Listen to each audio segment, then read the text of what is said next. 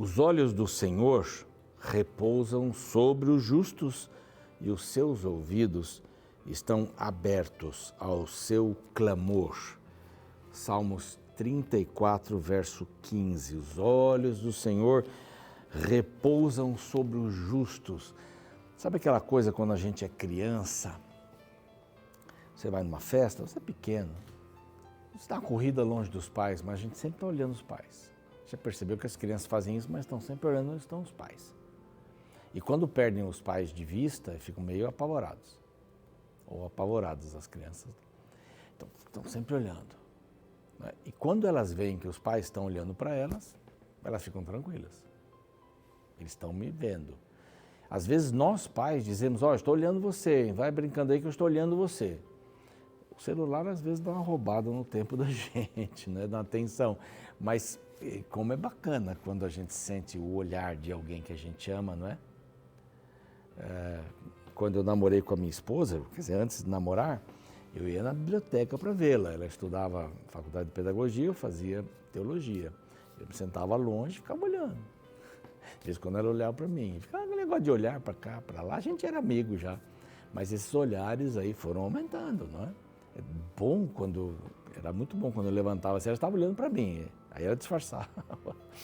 Não é? Mas é muito bom quando a gente tem alguém que vela por nós, que olha por nós. E aqui diz duas coisas, ouvidos e olhos estão atentos. Mais do que isso, que bênção ter alguém que dispõe o seu tempo para olhar e para escutar. No português tem uma diferença entre escutar e ouvir. Aliás, ouvir e escutar. Ouvir é estar ouvindo aqui, mas escutar é prestar atenção. E olhar e enxergar. Olhar, olhei, mas enxergar é mais preciso. Deus é assim. Deus, ele não só ouve, mas ele escuta. Deus não só olha, mas ele enxerga. Tenha certeza disso. Essa é a palavra de Deus. E este aqui é o programa Reavivados por Sua Palavra. A gente tem a maior alegria em poder chegar até você todos os dias, na TV às 6 da manhã, na repetição às 3 do outro dia. No YouTube, qualquer hora do dia e qualquer texto. Nós temos toda a Bíblia gravada ali. Se você não se inscreveu ainda, vá lá, se inscreva, Reavivados por Sua Palavra NT. Põe lá o NT no final, não esqueça. Estamos também no NT Play, com vários conteúdos aí da Rede Novo Tempo. Estamos no Deezer, no Spotify, para você ouvir enquanto estiver fazendo alguma coisa, dirigindo, caminhando e tal. A palavra vai entrando no coração, sabe? É muito importante, mas não deixe de ler a palavra, de abrir a palavra. Escutar o programa, ver o programa é muito legal, mas não deixe de abrir a palavra, isso vai fortalecer sua fé. Agradecemos aos Anjos da Esperança que nos apoiam com suas doações. E por isso a gente pode chegar aí em português e espanhol em todo o mundo, não é? Através do rádio, TV, mídias sociais, cursos bíblicos. Quer se tornar um anjo da esperança? Aqui está um WhatsApp para você entrar em contato e fazer as suas perguntas, tá bom? E graças aos Anjos da Esperança, a gente pode fazer chegar até você essa revista gratuitamente. Esta e outras mais, né? Falando sobre família, sobre saúde, saúde mental, saúde física, saúde mental, profecias, estudos da Bíblia, não é? Temas da Bíblia como este aqui. Tem uma revista linda sobre mulheres também, 8 mulheres, a história de 8 mulheres, uma coisa sensacional. E esta agora aqui falando sobre oração. Deus me ouve? Claro que Ele ouve. Como Ele me ouve? Não é? O que eu tenho que fazer para Ele me ouvir? Aqui está tudo esclarecido. Não é um tratado, como eu costumo dizer aqui, um tratado sobre esse teológico, né, sobre este tema aqui, mas tem informações suficientes para você entender o que é a oração. Este outro WhatsApp aqui você usa para pedir este curso. Passe esse WhatsApp para os seus amigos pedirem também. E isso vai diretamente para o seu correio físico, né? O seu endereço aí da casa, do escritório, onde você quiser, beleza? Bom, nós vamos para um rápido intervalo. Na volta, a gente vai estudar o capítulo 14 do primeiro livro das Crônicas. Então não saia daí, a gente volta já já.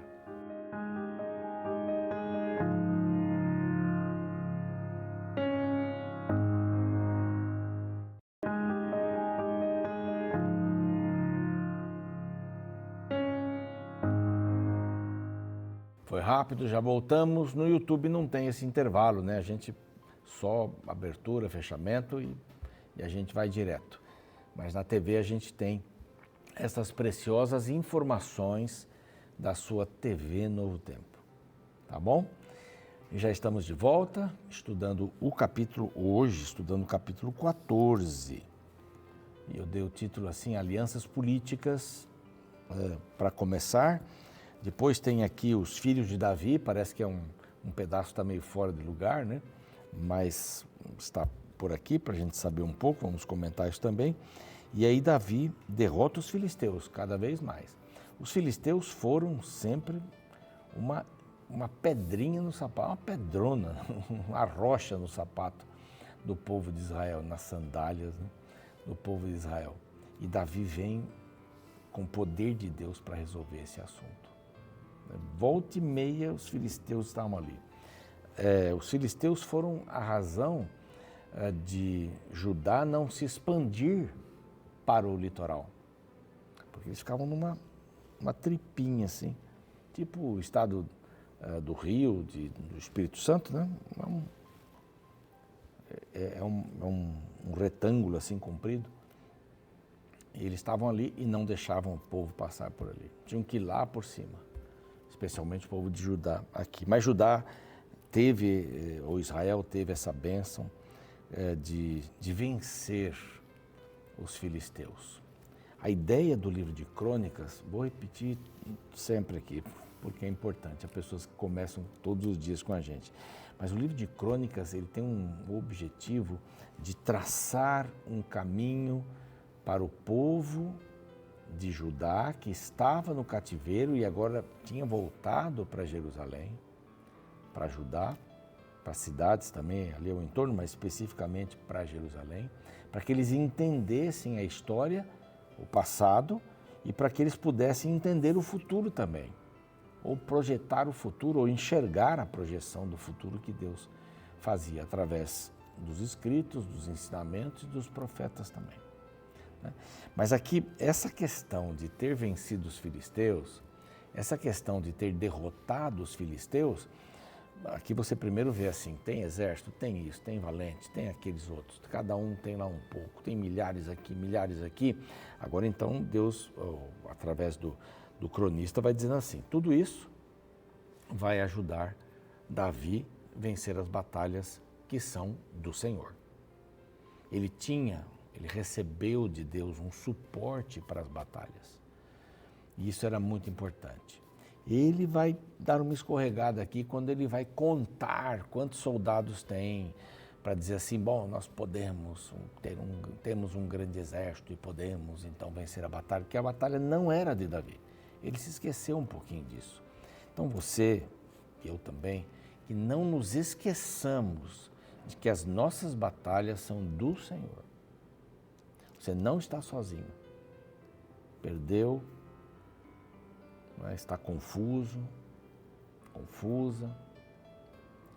As batalhas são do Senhor. Dói psicologicamente, dói fisicamente, dói emocionalmente. As batalhas são do Senhor. Não esqueça isso. Você não está sozinho, você não está sozinha. É fundamental isso. Aqui houve uma felicidade muito grande de Irão. Irão foi um bom companheiro aqui de Salomão também, mas rei de Tiro. Tiro ficava lá em cima, era a saída para o mar, né? Mas a rota vem pelo mar, tem que ser escoado no continente, né? Na terra, via terra. É a rota principal para o escoamento de tudo aquilo que Tiro recebia comercialmente para poder vender e tal, trocar, passava por Israel. Então, ter uma boa vizinhança ou fazer uma boa amizade com o rei de Israel era uma coisa boa. Então, ele tinha vários motivos. Um era esse, outro é porque os filisteus viviam perturbando Tiro e Sidom também. Os filisteus eram terríveis, eles ficavam na mesma direção, eles estavam na beira do mar ali. Então, isso foi uma coisa maravilhosa. Então, Irão percebeu que Davi era o camarada, tinha sido abençoado por Deus. E fizeram um acordo. Davi faz alianças políticas também, embora essa não tenha sido a sua característica maior. Foi mais de Salomão. Salomão fez mais alianças políticas. Praticamente no reino de Salomão não teve guerras, mas muitas alianças. E ele tinha que se casar ou optou por se casar com filhas, com pessoas da família destes reinos com os quais ele queria manter uma boa política. Aí foi uma outra confusão, né? Elas traziam os seus deuses, os seus filhos eram influenciados, e olha, que confusão tremenda quando a gente sai do propósito de Deus. Eu falei isso ontem aqui. Então Irão, rei de Tiro, verso 1, 14:1, mandou mensageiros a Davi. E com esses mensageiros de felicitações por ser o rei, tal, madeira de cedro, pedreiros, carpinteiros, para lhe edificarem uma casa. A sua casa. Reconheceu Davi que o Senhor o confirmara rei sobre Israel, porque por amor do seu povo de Israel, o seu reino se tinha exaltado muito. Havia um reconhecimento dos seus vizinhos. Então Davi pensava, Deus está comigo mesmo. Olha só, eu recebo um reconhecimento. Puxa, eu estudei bastante, né? Às vezes a gente ouve um outro jogador aí dar uma entrevista, né, de futebol. Eu me esforcei muito para estar aqui, porque eu me esforcei, eu quero mais, eu. Interessante, né? Tem outros que vão já para outro lado, né? Graças a Deus, repetem uma porção de vezes, graças a Deus. Oxalá que esse sentimento seja sincero. Davi estava se tornando forte, exaltado, assim, reconhecido, mas ele disse assim, Deus me confirmou mesmo como o rei de Israel. É ele quem está fazendo isso. Esse reconhecimento é importante, viu? Super importante esse reconhecimento. Bom, aqui então na sequência, 2, 3, 4, 5 versinhos falando sobre a família. Opa, vou para cá. Falando sobre a família de Davi, filhos nascidos em Jerusalém. E aqui aparece Salomão, né? Davi tomou mais mulheres, não era esse o plano de Deus. Inclusive havia orientações bem claras para que o rei não tivesse mulheres. E Davi quebrou essa visão de Deus para o casamento. E teve problemas, sérios problemas. Vai aparecer Mical daqui a pouco e tal. Mas aqui em Jerusalém gerou ainda mais filhos. Já tinha filhos em Ziclag, não é? E aqui ele gerou mais filhos. Está lá, aparece Samua, Sobabe, Natã, Salomão, e aí tem uma porção de nomes aqui. Só fala isso de família. E agora volta a questão dos filisteus. Parece um texto meio solto aqui, né? Mas Davi tinha o amor do povo. E ele conseguia passar para o povo a ideia de que Deus está cumprindo as suas promessas. Os filisteus já estão mais quietos. Só que tinha muita coisa, os filisteus eram grandes, tinham várias cidades, não era uma cidade só, mas eles tinham várias cidades, né? Ouvindo, pois, os filisteus que Davi fora ungido rei, ele já tinha alguma coisa planejada para isso. Tem que pegar os filisteus. Eles estão atrapalhando muita gente aqui. Né? Já fizeram várias coisas aí. Inclusive a arca e tal, estavam sempre perturbando o povo de Israel. E ele tinha matado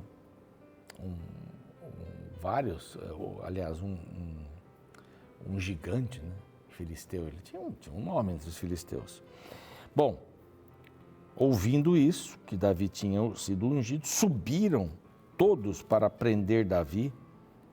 E Davi soube disso e saiu com eles. Ele tinha um exército, mas antes de sair com o exército, você pode dizer assim, poxa, Davi só deu uma olhadinha e falou, meu exército é grande. Gente, pode vir aí de todos os cantos, vamos para cima dos filisteus que estão vindo para cá. Estão vindo para lutar contra nós. Mas ele não fez isso.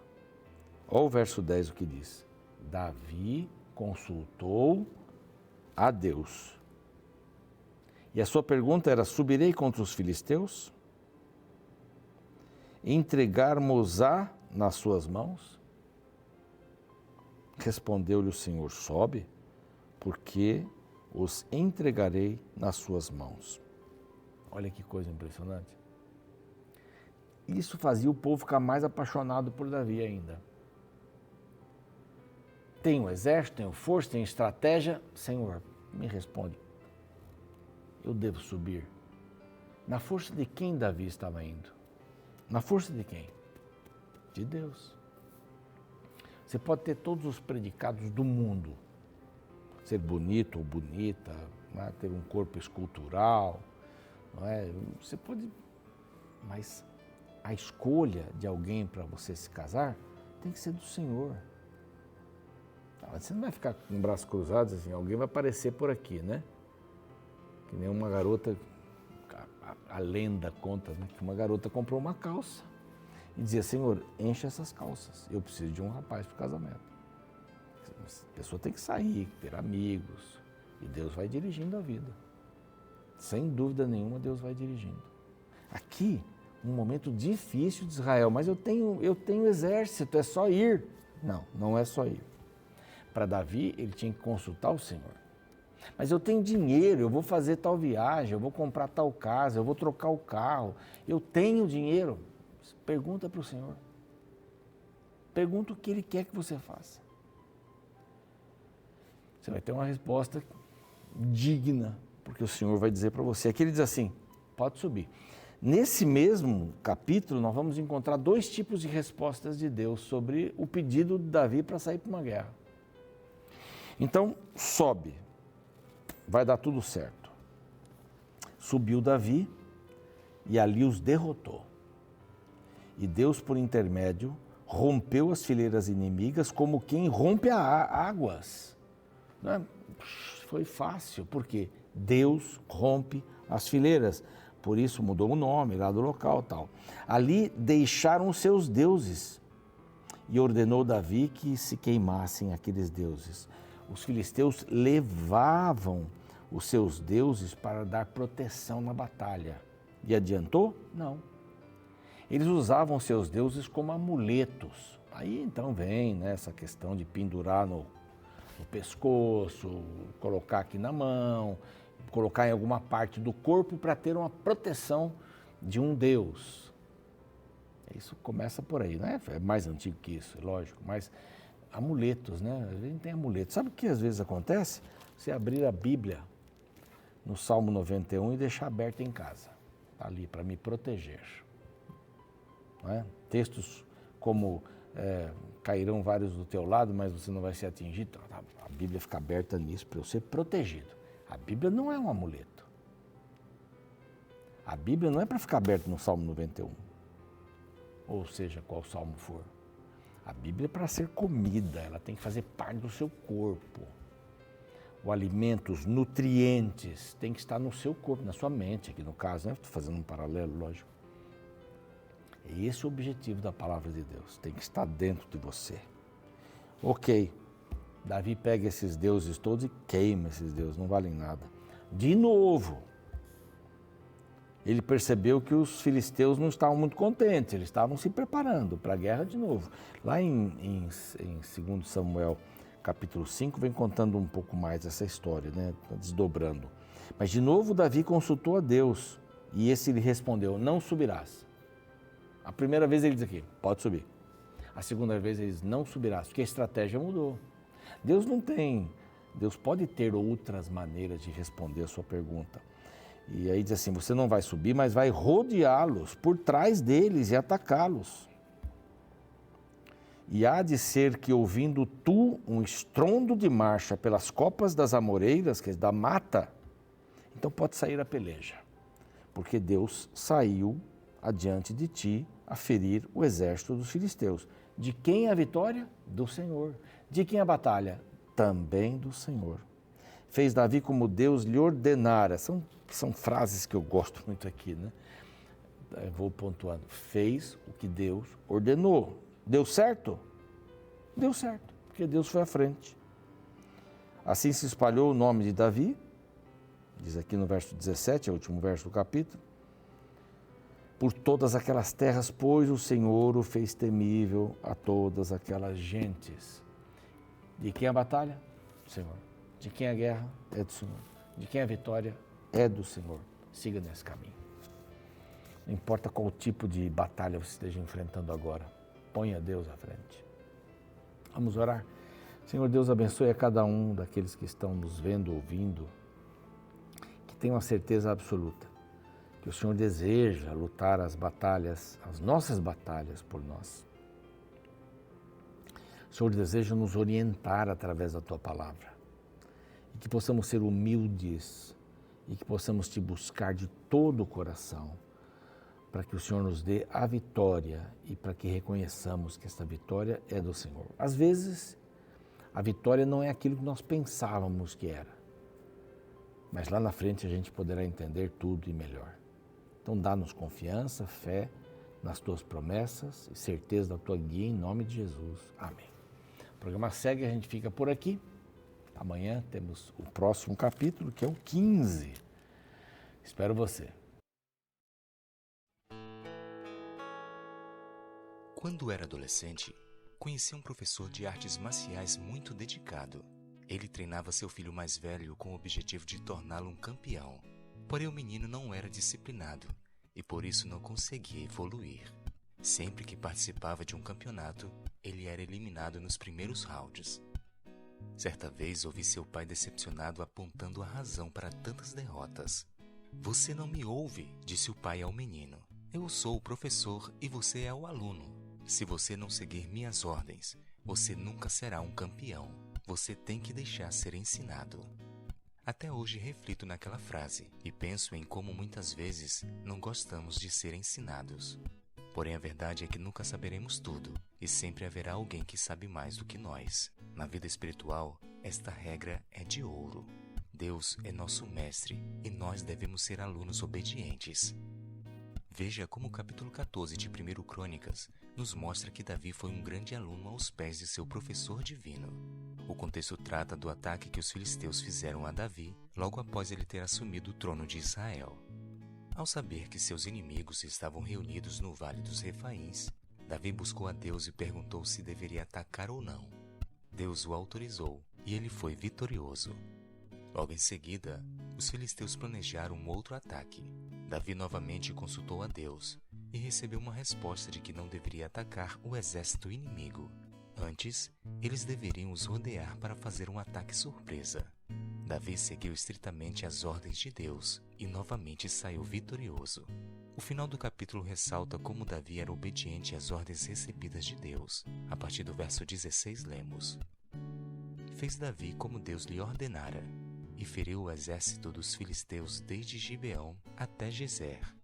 Assim se espalhou o renome de Davi por todas aquelas terras, pois o Senhor o fez temível a todas aquelas gentes." Percebe que por detrás das vitórias de Davi estava sua submissão às ordens de Deus? Isso deveria ser um incentivo para nós também, para que sigamos as ordens de nosso Mestre. Afinal, se seguirmos as suas lições, não seremos reprovados na escola da vida.